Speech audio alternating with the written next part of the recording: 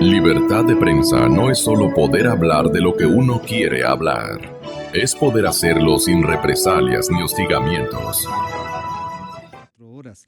Señor General González, esta experiencia de participar, claro, ya en servicio pasivo, pero de acudir a la Asamblea para ver una ley que en algunos casos y de cuyo análisis depende parte de la suerte de las Fuerzas Armadas, pero también parte de la seguridad social del país.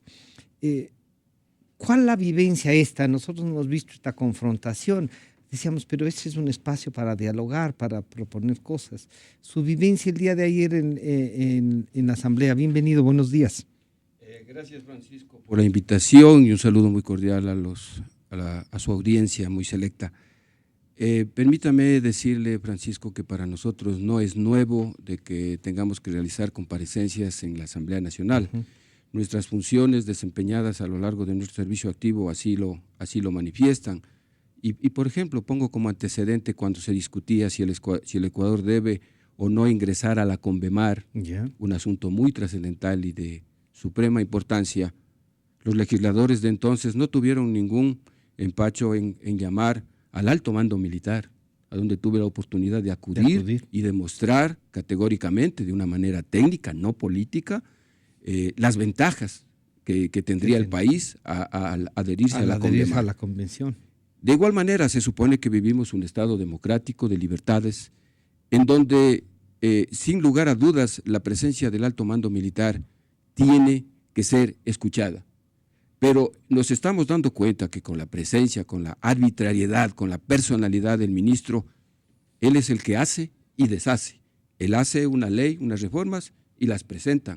No consulta al Consejo Directivo, el máximo organismo de estas decisiones de la seguridad social militar. O sea, él se cree estar por encima de todos. Y tengo entendido que hasta el momento el alto mando militar no tiene la oportunidad o no ha sido todavía invitado para comparecer. Por lo que yo aspiro que en este espíritu democrático la presidenta de la comisión respectiva invite al alto mando militar y policial para que expliquen verdaderamente este tema que es un tanto complejo, que es técnico, que es jurídico, que tiene que estar basados en cálculos actuariales y no en decisiones políticas sacadas de los cabellos.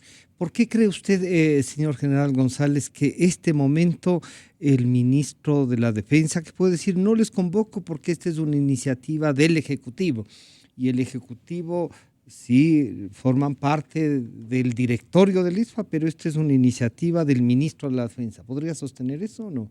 No puede sostener, porque yo insisto que hay ley, la ley de la Seguridad Social Militar, que data del año 92, en donde indica que el máximo organismo que va a tomar estas decisiones es el Consejo Directivo, en donde lógicamente el ministro representa a la parte política, es el presidente del Consejo, pero no es el Consejo en pleno.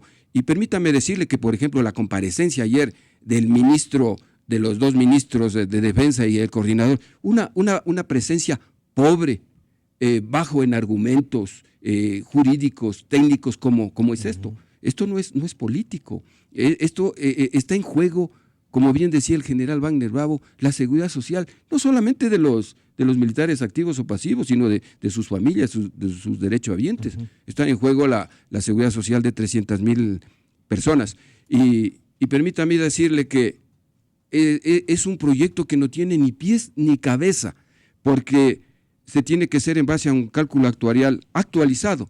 El ministro ayer esgrimió que está en base al cálculo actuarial del 2007, del 2010 y del 2012. Me permito indicarle al ministro que en el 2012 no hay cálculo actuarial. ¿Y usted ya conocía eso? Claro. Que no había. No hay. Lo que hay es una evaluación actuarial, que significa hacer un estudio del último cálculo actuarial, en este caso del 2010, y vemos que las circunstancias económicas, sociales, ley de personal, etcétera, etcétera, han cambiado radicalmente y que son unas variables importantísimas que deben ser tomadas en cuenta en el cálculo actuarial. Sin embargo, ayer dijo que sí había cálculo actuarial.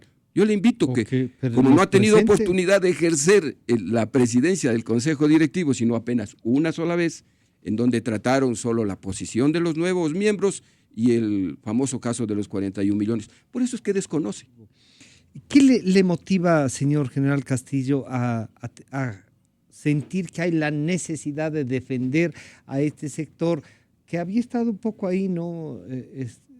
10 años, digamos, esperando a ver qué pasa? Bienvenido, buenos días. Gracias, Francisco, buenos días, muy amable por su invitación. Un saludo a mi general González, con quien estamos compartiendo este panel, y lógicamente un saludo a su amplia audiencia. Ahora esta audiencia que también está siendo con adherencia del personal militar por estos temas que está tratando tan responsablemente este medio de comunicación de tanto prestigio. Bien, con respecto a su pregunta, ayer se suscitaron dos hechos importantes en el seno de la Asamblea. Por un lado, pues, la comparecencia del ministro de Defensa con su equipo, más los otros dos ministros, ante la comisión, y me referiré enseguida. Y por otro lado, pues, la entrega en la Asamblea Nacional por parte de este colectivo que nos hemos autodenominado Frente de Pensionistas del ISFA y Defensa de las Fuerzas Armadas Patria. ¿Quiénes estamos integrando este colectivo? Pues personal en servicio pasivo, que si hablamos del universo que responde a la seguridad social militar, tenemos un universo aproximado de 230,000 personas. Dejando a un lado a los 41,000 activos, tenemos entre el resto, entre pasivos, que somos 36,000, más dependientes, esposa e hijos de activos y pasivos, y derechohabientes, un universo de 190,000. Es decir, que nosotros estamos representando a estas 190,000 personas. ¿Sí? Este colectivo, pues, asistimos a la Asamblea General del ISFA que se desarrolló el pasado jueves 28 de julio, entre cuyas resoluciones se decidió que debíamos presentar a la Comisión de Derechos de los Trabajadores de Seguridad Social nuestras observaciones al proyecto de ley, considerando que, como acabo de decir, es un universo de aproximadamente 190,000 personas. Tenemos todo el derecho que la Constitución y las leyes nos amparan para presentar esas observaciones. Estas observaciones las vamos a presentar el día de mañana, viernes, para lo cual convocamos a todos nuestros derechohabientes. Ustedes ya han revisado todo el proyecto. Se ha revisado el proyecto y con el apoyo del estudio Raza Asociados vamos a presentar las observaciones que van desde el aspecto legal, constitucional, técnico, de sostenibilidad, etcétera, van a ser presentados en el seno de esta comisión y estamos solicitando ser recibidos en comisión general, sea para el primer análisis, primer debate y segundo debate. Señor General Castillo, una de las cosas es, pero hay otros sectores de oficiales y también de tropa que han hecho en conjunto y fueron a dialogar con el señor ministro Patiño y salió en la prensa. ¿Eso no rompe también lo que debería ser un interés general de todos, tanto activos como pasivos? Bien, el momento que se implementó la dolarización en el país, pues hubo un sector de nuestros pensionistas que quedaron con problemas por el tema de la transformación del sucre al dólar, ¿no? Entonces ahí tenemos un grupo especialmente de sargentos que tienen unas pensiones bastante bajas. No les pasó lo mismo a los oficiales, sino siempre fue de tropa. No, nos pasó oficiales y tropa, pero más afectado está este grupo de sargentos, los cuales con todo el derecho del mundo están solicitando la revisión de su situación. Cabe señalar que el ISFA tiene previsto una solución para este colectivo. Este colectivo en algún momento fue a hablar con el señor ministro de Defensa. El señor ministro de Defensa prácticamente les traicionó. ¿Comprometido algo? Y no se comprometió en nada. Porque hay que entender, Francisco, que estas soluciones son de tipo técnico. Tiene que estar el actuario, tiene que estar la gente técnica, tienen que estar los funcionarios del ISFA, que es el órgano rector de la Seguridad Social, y hacer las proyecciones respectivas. Y como les decía, para este colectivo existe una solución técnica que se la puede dar al interior del Consejo Directivo del ISFA. Es más, el director del ISFA se comprometió en recibir a este grupo de sargentos que presenten su propuesta, escuchar sus situaciones, y entiendo que la próxima semana él les está recibiendo para escucharles y, lógicamente, atender a sus justas demandas. Con respecto a la reunión que se dio en el seno de la Asamblea, pues ayer quedó develado que realmente este proyecto, lejos de ser un proyecto que está orientado a mejorar la equidad o el bienestar de los soldados y de los policías, porque está incluido la Policía Nacional en este proyecto, es más bien un proyecto de tipo político y hasta cierto punto, aprovechando la época de campaña, ha sido lanzado en ese sentido. ¿Por qué? Sostengamos esto. En forma valiente, la asambleísta Cristina Reyes le hizo varias preguntas al ministro que no pudo contestar. Una de esas es lo que acabó de decir Mijael González: señor ministro, ¿dónde está el respaldo del estudio actuarial? Que eso está escrito en la Constitución, que un proyecto de esta naturaleza Siempre tiene que estar con el respaldo. No se tiene. El último estudio data de hace varios años. Es decir, esto debía ser un requisito y que debe ser exigido por los asambleístas que están en las otras bancadas, que sea presentado conjuntamente con esta propuesta. No existe este proyecto. Entonces, ¿qué sostenibilidad se puede avisorar a de este proyecto? Ya. Si a usted le van a decir, usted está joven, ¿no es cierto?, tiene una pensión de general y puede haber hecho una profesión al interior mientras hacía su carrera militar, puede tener, si quiere, unos 15 años más de posibilidades de trabajo, ¿no es cierto?, de un trabajo pleno, así. ¿Por qué le tenemos que garantizar a usted un muy buen pago? Y nos ponen así en el tema Así es. Bien. Entonces, claro, resulta que le dan al Castillo, oigan, ¿y por qué le vamos a pagar? Y afuera van a decir, ¿y al Castillo por qué le vamos a pagar tanto? Sí, es una buena pregunta y nos permite justamente aclarar cuál es la esencia del régimen especial. Primero, corroborando lo que dice Mijael González, el soldado y el policía activos prefieren aportar lo que él manifestaba, 12.4%, a diferencia del IES, que es 8.7%. ¿Por qué? Porque el soldado prefiere aportar, como les digo, de su sueldo en activo para tener una pensión y una cesantía cuando se retire. Claro. ¿Cuáles son las razones? Las razones son que el soldado y el policía son hombres de armas. Cuando salen a la actividad pasiva, es decir, se retiran, solamente, para que ustedes se den cuenta, ciudadanos y Francisco, solamente el 3% de los 36,000 pasivos estamos actualmente con una relación de dependencia en el ámbito laboral.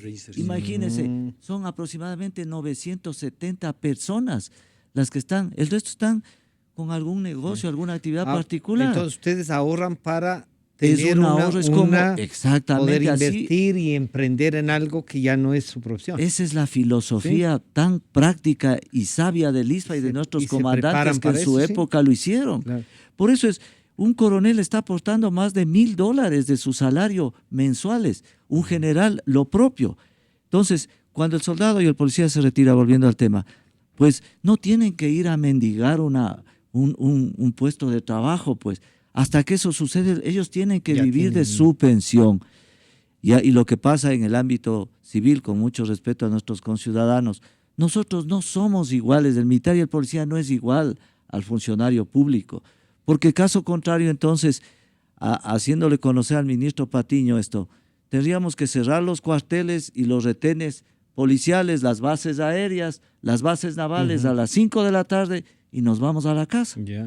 El sistema está funcionando 24 horas al día, 365 días al año y en toda la región del país. En el destacamento de Nariño, que es el destacamento más recóndito que tenemos en la frontera con Colombia y el Perú. Entonces, por otra parte, el régimen especial implica que ese soldado que salió al servicio pasivo, se retiró, ya había rotado en su carrera militar y policial por todo el país, sin derecho a reclamo. Usted nos está recordando que a ustedes los podemos cambiar. A cualquier lado, a cualquier región. Por eso un brillante artículo que salió en el Universo hace pocos días decía que nuestros hijos, como dice la canción, tienen 1 millón de amigos y colección de uniformes. Y el soldado, el soldado no tiene derecho a protestar, cumple su orden y hay veces que le dice, usted tiene 48 horas por situaciones de servicio para estar presentándose allá. Y uno llega y luego viene atrás su familia, cambio de uniformes con la erogación económica que eso significa, porque uno de su bolsillo tiene que pagar esto. El régimen especial también implica la dedicación exclusiva al ámbito militar. A diferencia de un ciudadano civil, nosotros no podemos ejercer ninguna actividad económica mientras estemos en el servicio activo. Tenemos que esperar salir al servicio pasivo para hacer cualquier actividad. Además que se nos dificultaría por el tema de los diferentes traslados. Pero les pueden decir también, pero vean, ustedes sí pueden estudiar, tenían una universidad a la que podían acceder, profesionalizarse, y de hecho todos los hijos y todo eso podían hacerlo, ¿sí? Sí, para eso están justamente los colegios militares, se crearon con esa filosofía, régimen sierra y costa alternada, de tal manera que puedan acceder, el soldado que viene de la costa llega acá y se incluye en el régimen costa que está aquí en el Liceo Naval, lo cual también ha sido desconocido y ha sido entregado al régimen fiscal normal de la educación por parte del ministro Patiño y del presidente Correa. Entonces, esta esencia de el régimen especial ha sido desconocida de una manera irresponsable por parte del ministro de Defensa, que es quien tiene que velar, como él se llena la boca diciendo que debe velar por la equidad y por el bienestar de los soldados, es al contrario. Con este proyecto apunta a la finalización y la destrucción de este régimen especial y lógicamente conllevaría a la afectación al bienestar no solo del soldado activo, del soldado pasivo, de los derechohabientes, de los pensionistas y de sus familias. Además de que es insostenible, como lo acaba de manifestar mi general González, se está incrementando los egresos y los aportes disminuyen. Entonces, eso es algo insostenible. Y para finalizar también este punto, y con lo que usted inició esta pregunta, al interior de las Fuerzas Armadas y del ISFA, que es el órgano rector de la Seguridad Social Militar, ya existe la conciencia, existía desde antes los estudios para mejorar la sostenibilidad del ISFA. Pero, general González, uno podría decirle, oiga, con todos los mandos que usted ha ejercido en las Fuerzas Armadas, ya nos cuenta que sí se hicieron los estudios, no hizo notar que era necesario discutir. Y claro, uno dice, no, oiga, pero no se respeta la jerarquía, no pueden llevar la democracia plena al interior de las Fuerzas Armadas. Y alguien les responde, y como de hecho algunos pueden pensar, oiga, ¿y por qué no se puede llevar al debate oficiales y tropas ese momento y discutir? Ustedes tienen privilegios, ustedes no, les están atacando, ¿por qué no pueden comer todos juntos? Claro, yo tendría las respuestas que mi padre militar decía, pero ¿por qué? Ayúdenos a reflexionar esa parte. Y no son justificadas este uso que se hace de unas posibles diferencias al interior. Mire, la carrera militar tiene sus características muy sabias y que están en base a sus actuaciones. No ha habido tal división de oficiales y de personal de tropa, voluntarios y aerotécnicos, a pesar de que el gobierno ha insistido en esto. Hemos sido un ejército, unas Fuerzas Armadas profesionales, muy reconocidas, que al interior de los cuarteles nos hemos sabido llevar como corresponde, pero ahora vienen a, no sé con qué interés, de afectar, de llamar la atención en esta campaña política, de en vez de buscar la equidad, buscar la igualdad de todos, que toda la educación pública sea gratuita, pero cuando escasea el dinero ya tenemos problemas. O sea, a todos nos han querido poner en una misma, o medir con una misma vara.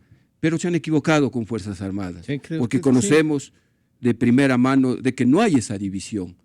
Es cierto que hay ciertos elementos, mucha gente en servicio pasivo que no conocen esto, que no conocen, porque esto es bastante complejo, si vale el término. Y también, por ejemplo, me adelanto, no es mi campo, pero yo sé que la policía no conoce esto. Sin embargo, ayer se dijo que se ha socializado. Esto no se socializa a través de una videoconferencia. Esto se socializa, como usted bien lo manifiesta, así en un foro abierto, escuchando, hablando, aceptando opiniones, poniendo a los técnicos de la seguridad social. Pero eso no ha sucedido. Yo quisiera, Francisco, porque el tiempo se viene bastante corto, dar a los legisladores, yo no soy jurídico, pero los militares a veces tenemos que No, hacer no, y peor, de se han todo. llegado a todos los De mandos todo que tenemos usted que ha hacer, llegado, de todo. sabe cómo incluso se plantean los Yo proyectos. quiero recordar las razones por las cuales las Fuerzas Armadas y la Policía Nacional deben tener un régimen especial, Ya. a más de lo claramente manifestado por el general José Luis Castillo. Mire, dentro de los derechos hay un derecho fundamental a la vida y a la integridad física. Así está en nuestra Constitución. Sí. Derecho fundamental a la vida y a la integridad física. Sin embargo, policías y militares conviven permanentemente con todas estas amenazas y estos riesgos. Una. Dos, y bajo el principio constitucional de igualdad, el personal militar y policial, por la naturaleza de sus funciones, se encuentra sometido a situación de peligro constante, manejo de armas, municiones, explosivos. 10.000 hombres vayan al terremoto que acaba de suceder y desgraciadamente en las provincias de Manabí y Esmeraldas. Entonces, estos derechos constitucionales exigen una medida compensatoria, a más de lo que acabo de indicar. Un tratamiento diferenciado, y es por eso que deben contar con un régimen especial. Y esta ley y estas reformas son tan absurdas, Francisco, que, miren, ponen en el artículo 3, dicen, hay dos tipos de bajas, así rápidamente. Una baja profesional a los 20 años y una baja voluntaria a los 25. O sea, me puedo querer quedar de general 5 años más. Sí. O lo contrario. Claro, ¿no? Entonces, por ejemplo, una una baja profesional. Ya quiero irme yo, no voy a esperar los 25 años. Me porto indisciplinado, no asisto al relevo de guardia, voy a un curso y no apruebo, automáticamente entro a la cuota de eliminación y salgo. Van a producir un terrible problema de carácter disciplinario al interior de las unidades. Entonces, por eso digo, esto no tiene pies ni cabeza.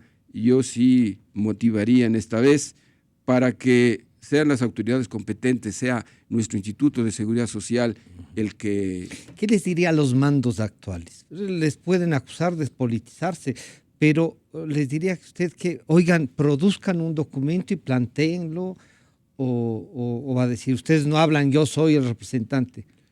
Yo pienso que las Fuerzas Armadas, el alto mando militar de esta institución jerarquizada, ha llegado a un momento de inflexión. Este momento ellos... así no tengan la autorización del ministro por los canales respectivos después de haber agotado el órgano regular, tienen que acudir a la Asamblea. Sí. Ellos tienen la obligación moral y legal, porque la ley orgánica... está pidiendo que pongan el riesgo el cargo. Es que cuando uno llega a esas jerarquías, se deja a un lado el interés personal y viene el interés institucional. Y les digo institucional porque la ley orgánica de Fuerzas Armadas en su artículo 32 implica que un comandante de fuerza es responsable de comandar y administrar a su fuerza. Y la seguridad social es parte de la administración porque ellos están representando a 41,000 militares en servicio activo. Usted el día de ayer le vio al ministro Navas, ¿no? Que es un oficial retirado. ¿A él le habrán recordado cuánto está cobrando de pensión y cuánto de ministro? ¿Y cuál es su posición frente a todas las Fuerzas Armadas? ¿Qué quiere? ¿Que no hay compromiso ahí? Bien, el ministro Navas, pues lógicamente está aprovechando de manera legítima, entiendo, el tema de que esté actualmente como ministro de Coordinador de Seguridad y tendrá también su pensión como oficial retirado de la Armada. Pero yo, Francisco, para finalizar y acogiendo su pregunta, quisiera dar un mensaje a las Fuerzas Armadas, porque usted nos preguntaba qué mensaje les daríamos. A las Fuerzas Armadas hay que decirles que mantengan la institucionalidad, mantengan la democracia y que no pidan la baja, porque hay una tendencia, como decía mi general González, con esta incertidumbre. ¿Quieren irse con la actual ley? No lo deben hacer, mantener la posición las Fuerzas Armadas, porque esperamos que este gobierno que está por finalizar en febrero del 2017, el próximo gobierno, cualquiera que sea, va a, si es que esto se aprueba con tantas irregularidades que estamos denunciando, lo primero que tendría que hacer, entre otras cosas como la ley de comunicación, etcétera, tendría que derogar este nefasto proyecto de ley. Segundo tema, para finalizar, sí quisiera denunciar ante los ciudadanos y ante los medios de comunicación que se está tratando de utilizar políticamente a las Fuerzas Armadas en campaña electoral. Y le voy a decir por qué. Primero, como se ha demostrado, este proyecto es político, no tiene el sustento, no están los actores como el Comando Conjunto que representa a los activos, el ISFA como órgano rector. Entonces es un proyecto insostenible, es un proyecto de tipo político para... Pero que viene de la decisión del ministro de Defensa, que lo ha dicho, a ver, esto es un tema que hay que discutir y este es, en último de los casos, este es mi pensamiento. Sí, pero ¿Usted cree que eso genera una...? Por favor, él está representando por ley a los, no solo a los activos, está representando a este universo de 230,000 que dependen de la seguridad social militar y él es el presidente del consejo directivo. Ha dejado a un lado al resto. Tiene que cumplir la ley. Por Y más ministros les que decía, este tema de que ahora le vemos al ministro de Defensa que está en los cuarteles de Quito indicando que se va a mejorar la vivienda del personal de tropa. Qué bueno que así sea. Le tomamos la palabra que lo haga, pero que inicie por las unidades de frontera. Esta es una foto tomada la semana anterior en el ascenso de los señores oficiales. Lo que se ve atrás, esto es un proyecto de vivienda que está, como ustedes ven, en soletas en las unidades militares. Le combinamos al ministro Patiño que inicie por allá, que inicie por las unidades de riesgo, las unidades de frontera donde nuestros soldados tienen la mayor necesidad y no aquí con la prensa, con los medios indicando un proyecto que inicialmente tiene 9 millones de dólares, que vamos a ver si lo logran cumplir, porque eso implica edificaciones, por ejemplo, para 300 soldados de tropa, el edificio que tiene que hacerse con las habitaciones dobles para ese personal.